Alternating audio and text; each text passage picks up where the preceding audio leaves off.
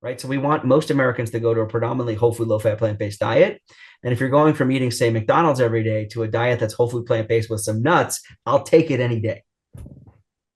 Great, thank you. And so, what factors contribute to some people living to 90 or older in good health? Can you provide studies or scientific evidence to support this? So, if you look at the research that was done on blue zones, what are the common factors that help people to live longer overall in those societies? The only one in the United States is Loma Linda, California. This is where the Seventh-day Adventists are there, their headquarters is there, and their religion prescribes a plant-based diet. Plus, they have strong social networks, they exercise and move around a lot, all the things I've talked about. And those common traits, which are what makes up a blue zone, is what seems to make people live longer. Now, we all know people who somehow can smoke a carton of cigarettes a day and drink out of the fryer and live to be 110. How do you know you're that person? You don't until you get there. So, in a lot of ways, when you live well and you eat better and you exercise, it's a hedge against whatever genetics you might have. You might be one of those people who is unbelievably resilient to toxins in the world. Awesome, great for you, lucky for you, but you don't know you're that person always until you get there.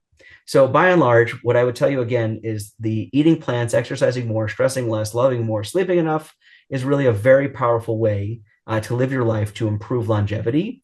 But there are genetic factors that sometimes we can't control for, and environmental factors we can't sometimes control for. And so I don't really have a great answer beyond that. Okay, that works. I was hoping you were going to give us the secret. So, Oh, yes. Yeah. If I um, had that secret, there'd be a line to see me for the next million years. I'm sure you'd be able to live that long. So, what are your thoughts on water fasting, intermittent fasting, and the health impacts on that? Is it hype? Is it real? What are your thoughts? Yeah, I think first, intermittent fasting, when people eat, say, for 8 or 6 hours during a day and then don't eat after that, I think there is some good evidence emerging that does help with weight loss.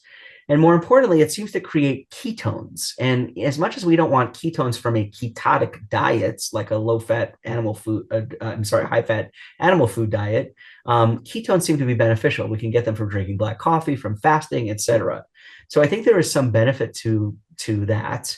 The water fasting has been amazing in my experience. Now, there's not a ton of very, very strong data, but there is some that some people are able to markedly neutralize and reset the way their body processes foods, the way their tastes go after their appetite, all sorts of things.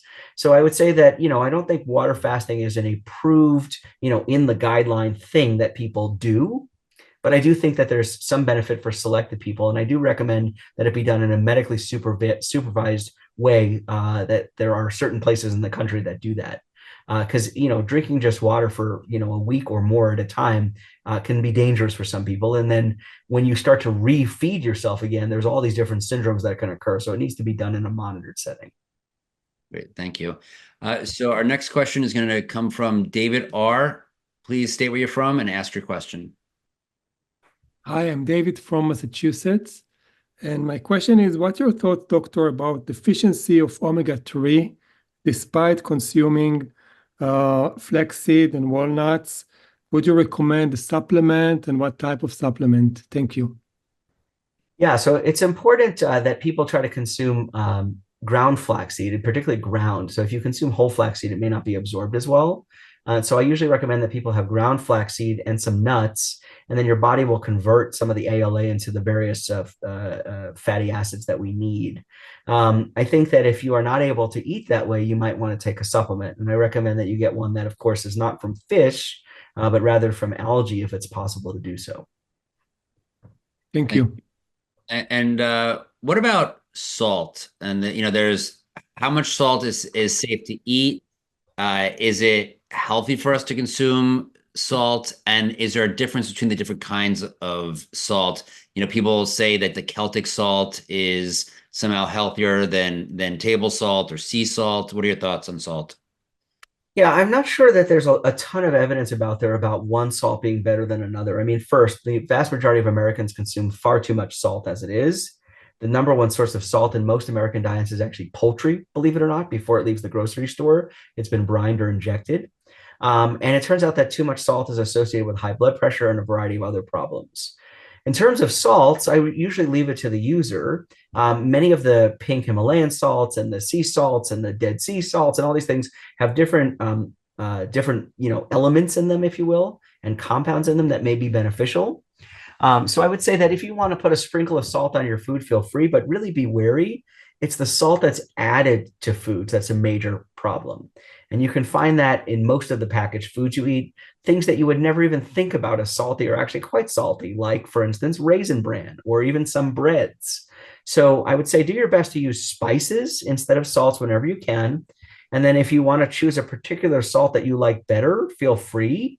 But I'm not sure that there's a specific recommendation that you need one or the other. Your body does need some small amount of iodine, so getting that from sea salt is possible. You can also get iodized, regular old synthesized table salt. But other than that, I don't have a very strong recommendation.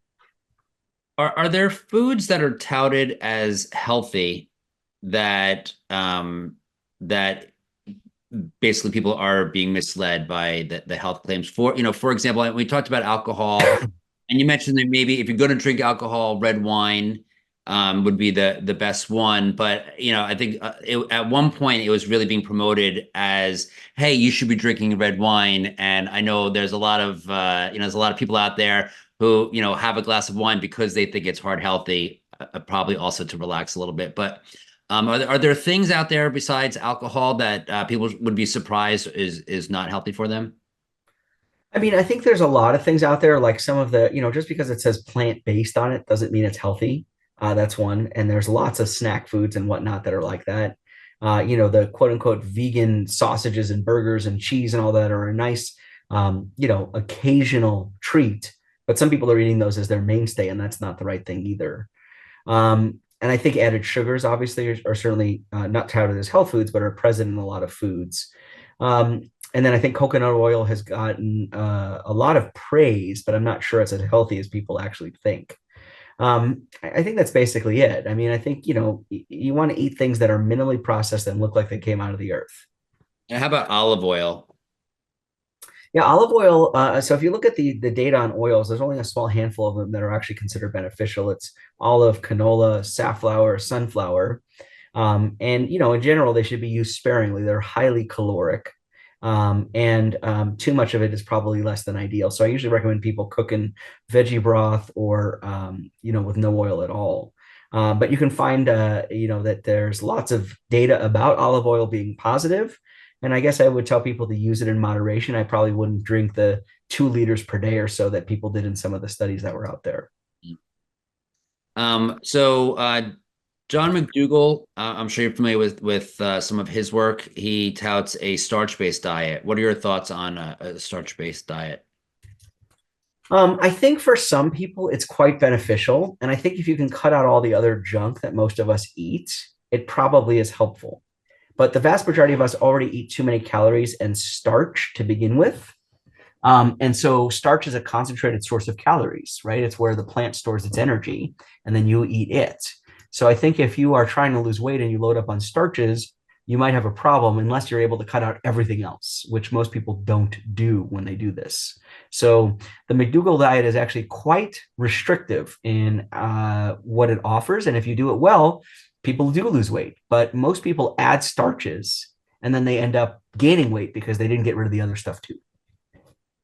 So the keto diet is very popular, and people claim they have, they lose weight. They're claiming they have health benefits.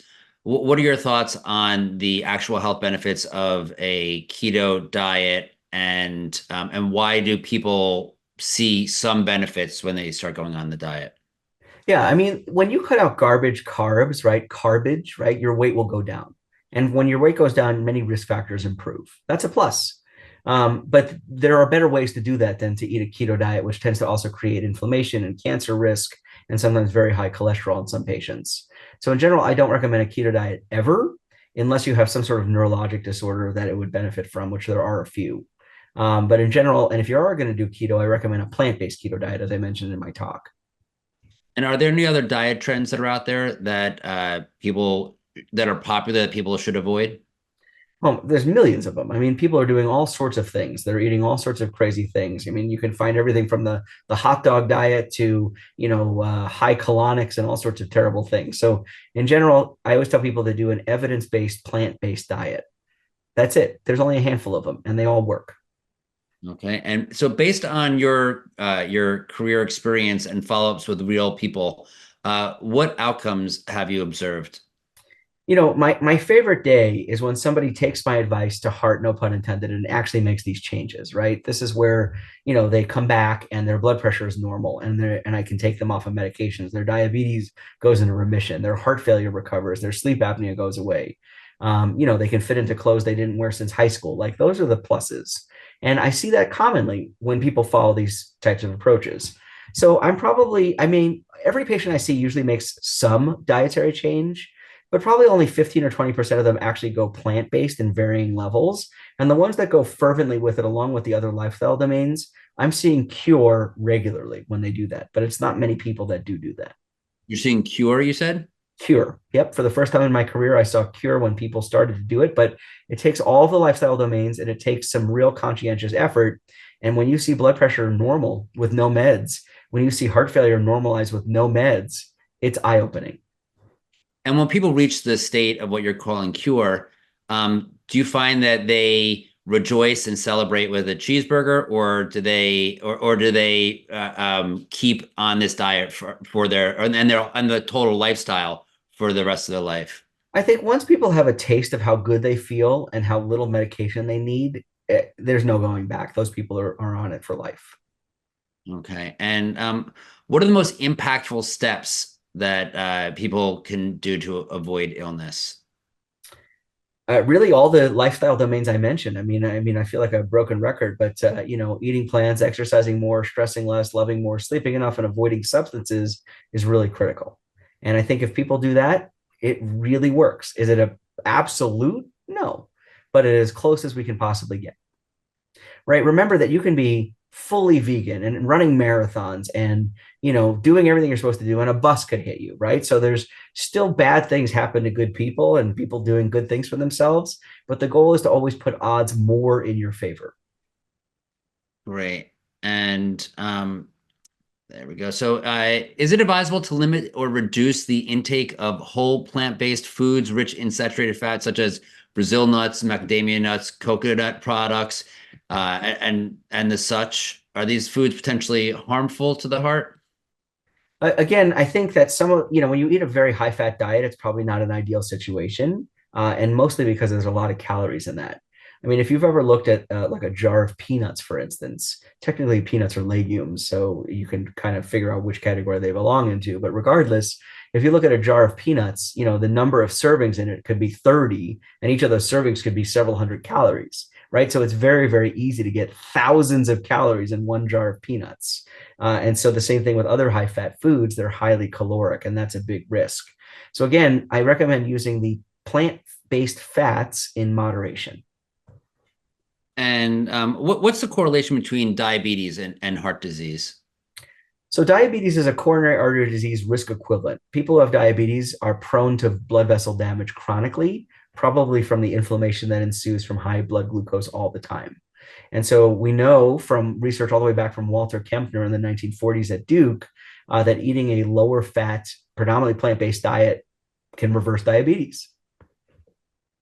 And given that, in the United States and obviously the standard American diet is being spread around the world, we're seeing a tsunami of obesity, diabetes, heart disease, Alzheimer's, et cetera. What are some things that you're seeing that would leave you optimistic and hopeful for the future, if any? I think that as the human knowledge base and experience gets better, I think we will get back to our roots, so to speak, right? It's all come full circle. Remember, a very famous doctor, much older than me, Hippocrates, said, "Let food be thy medicine," thousands of years ago, and we're finally getting back there. So in a lot of ways, everything comes full circle. I think we're just getting to a place now where we can really see the science behind those recommendations. And are there any strategies that you recommend for patients who struggle to transition to a plant-based diet? The persistence is really what pays off, right? It's very easy to fall off the wagon. And when that happens, pick yourself back up and get back on the wagon. Everything good in life requires investment and effort. everything, whether it's financial, relationships, whatever it is. And so spend time to reap the reward, your return on that investment. And based on your experience, what are the biggest barriers in the medical community to adopting a plant-based diet? Doctors. I think that in general, we have to do our best to get educated about the real way that human beings were intended to live. And once we can get that concept there, we're getting there. So the way we did it, so I helped to found in the American College of Cardiology, there was no nutrition and lifestyle work group before I brought it to the college and said, we got to do this. And we have created an enlightened group of cardiologists that have made their own personal changes.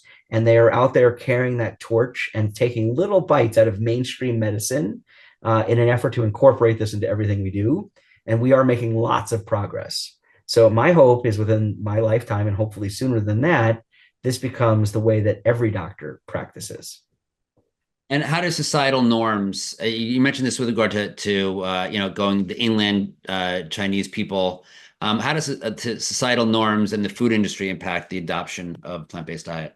Well, I mean, when you have interests that are trying to make money off of people, they're going to create foods that are incredibly addictive and delicious that are hard to give up. And as Kim Williams also says, don't let your culture hold you hostage. We're going to have to figure out a way to break up those societal norms without, creating problems. It's very difficult to do. The joke out there is, how do you know someone's vegan, right? They tell you, of course.